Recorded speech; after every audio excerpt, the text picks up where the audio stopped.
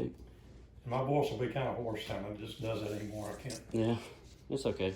Alright, so, can you introduce yourself and me too? Yes. My name's Billy Donahue Jr. Interviewer is my grandson, Adrian Roberts. What is your age and birthday? I'm 70. I turned 70 November the 6th of this year. I was born in 1952. November the 6th. So what day is it today? I believe it's the 18th? December 17th. 17th. It's my best friend's birthday.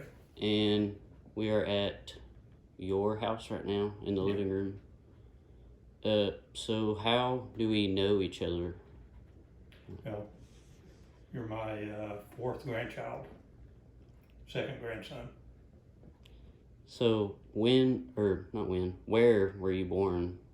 I was born in Houston, Texas. I didn't know that. Oh, well, we're learning something, aren't we? Yeah. So where were you raised after that? I was raised here in Altus when I was 5. Mom and Dad and my sister Jan, who was just a year old, moved back to Altus, and then I started school that year. Yeah, I thought y'all always lived here. So No, Mom and Dad got married and moved to Houston, and he worked for an oil company, logging oil wells and stuff. Did that, and then they decided to come back to Arkansas, but they were from here.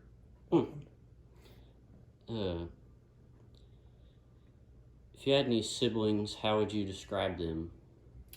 Well, I have 3 siblings. I have 2 sisters and a brother. They're all younger than me. Jan lives in North Carolina, Sherry lives in Houston, and David lives in Fayetteville. They're 3 of the best people I know. I love them to death. They're funny, they're loving, they're family oriented, they're generous. With them being spread out like that, we don't get together very often, but we always have a good time, as you know. We laugh and carry on a lot, and it always goes by too quick. Yeah. But I love them today just as much as I ever did. They're like my connection to our past. Cool. So what were some of the challenges you faced while growing up? I really didn't have any challenges, Adrian. I led a pretty good life. It was kind of like growing up in Mayberry. Mom and Dad they weren't wealthy, but we always had plenty of food and new clothes and nice place to live, and I didn't have to worry about anything really. It seemed like I always kind of appreciated it because some of my friends didn't have all that. Yeah. So I never asked for anything, but it was there if I wanted it. It was a fun childhood. Yeah. So y'all never really struggled or anything. Y'all were pretty good. Not really. I'm sure that they didn't. We kids didn't know about it, but they did a good job. And Mom, at that time, most mothers didn't work. When I was 7 or 8, Mom went to beauty school or cosmetology school and became a hairdresser, and put her own shop next to her house. So she was a stay-at-home mom, but she was working. But they had those 2 incomes, and that helped a lot. Yeah, I didn't know she did that. Yeah, she did that for about 15 years or so, I guess. Maybe a little more. So, when you were younger, did you see yourself being where you are now? No, not at all. I didn't. When I was 18, all I was doing was trying to adjust to college and just figure out what I was going to do next. What did you major in college? Engineering. I thought I wanted to be an architect, and after a couple of years, I realized that it wasn't what I wanted. It wasn't for me. So yeah. Is that how you started or what did you do after that? Well, I quit college and we moved. We were living in Russellville. Kathy and I had gotten married between my freshman and sophomore years, and we moved back here. And I worked in a factory in Fort Smith for a couple of years, and then I found out about a bricklaying course at Arkansas Valley Botech. It's Arkansas Tech Ozark now, and I took that for a year, and then worked at that for about 9 years, all through my 20s. Yeah. Uh, so how did you feel when you first met me? Overjoyed, love at first sight. We'd had Ron and Reese and your sister Digger, that all been born within 4 years of each other, the three of them. Mm-hmm. And then it was 7 years before you came along, and we'd forgotten how much fun babies were and how much we liked to cuddle. So Yeah. it would just filled my heart with love. Yeah. Still feel the same way. What was the most memorable moment of your childhood?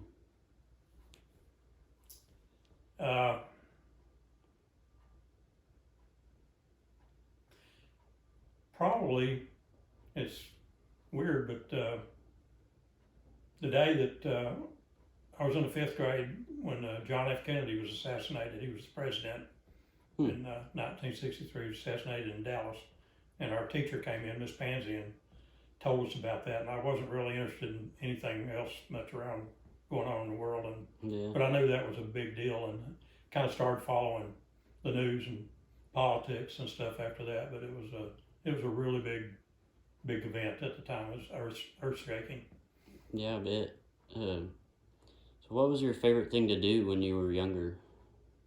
Well, preteen years, it was a lot simpler times. We didn't have much to do. We played outside all the time, and favorite thing was my friends and I. We liked to play armies, or as we called it. Mm-hmm. I think I've talked to you about this before. Yeah, we used to. We had some. Go ahead. I'm sorry. Yeah, we played it. I remember we would do that like out in the field out there. We would always do that. Yeah, the tall, dry grass. Yeah. Yeah, we had. All of us had. All of my friends' dads had been in the military, either during World War II or Korea, and most everybody around here, all the men had. And we had Dad's canteen and some jackets and a helmet liner and stuff, and then the other guys would have parts of their dad's stuff, and then we'd take our toy guns.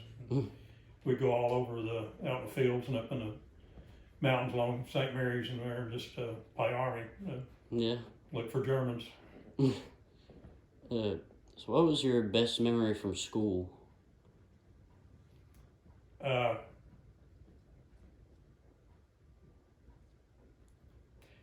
It's hard to pick a best memory. The most memorable day was the one I talked about, hearing about JFK. But or like, what was your favorite part about school? Really, I guess. Well, I actually enjoyed class, but recess was the greatest. Yeah. We just we lived for recess. We played hard at recess. Yeah. So, what was your favorite part about being a young adult? Well, just like after I got out of high school, just the independence and figuring out what to do, learning by making mistakes, and figuring out what you should do and shouldn't do, and the consequences, and just growing up. It was enjoyable. It's kind of like nobody looking over my shoulder. I was responsible for what I did. I couldn't blame anyone. Yeah. So what was the happiest moment of your life? It was seeing your mother born. I didn't get to see when Andrew was born. The fathers didn't go in the delivery room back then, but when your mom came along, I got to be there, and it was awesome just seeing her being born. Yeah. It was the greatest moment of my life. So what made that moment so special for you? It was just the realization that this is where life begins. This is what God had in mind. It's just, like I said, it's breathtaking. Getting to be there, witness her first breath. It was just a very special feeling. Yeah, I bet. So how did your experiences shape who you are? Well, everything you do is a kind of a learning curve, and you learn from mistakes, or you learn from doing the right thing, the consequences of that. So everything you do, you have to make choices. We have free will, and just exercising that, and I always try to do the right thing. that's hard to answer exactly, but that's about the best I can Yeah. give you now. So, what job did you enjoy the most out of all of them that you had? Uh, well, I enjoyed the bricklaying. Actually, the 9 years I did that, that was all through my 20s, and I was pretty good at it. Kind of picked it up, and I got in the union, and it was just enjoyable. It was healthy outdoor work. As I could always, at the end of the day, I could see exactly what I'd done. I had something to show for it. And, Yeah. So, you know, I made a lot of good friends and built a lot of buildings. We did a lot of commercial work, and I really enjoyed it. so, do you believe that you left a good impact on your community and family? Well, I hope so. I've volunteered. Well, when Andrew started school, we volunteered and went to any school functions and things like that. And then through the years, we chaperoned field trips and things at school, and working concession stands, that kind of stuff. Now I was on the school board for over 20 years, and I was on the volunteer fire department for over 20 years. And I coached OAYO baseball, soccer, basketball, just things here and there, but I always felt it was just the right thing to do.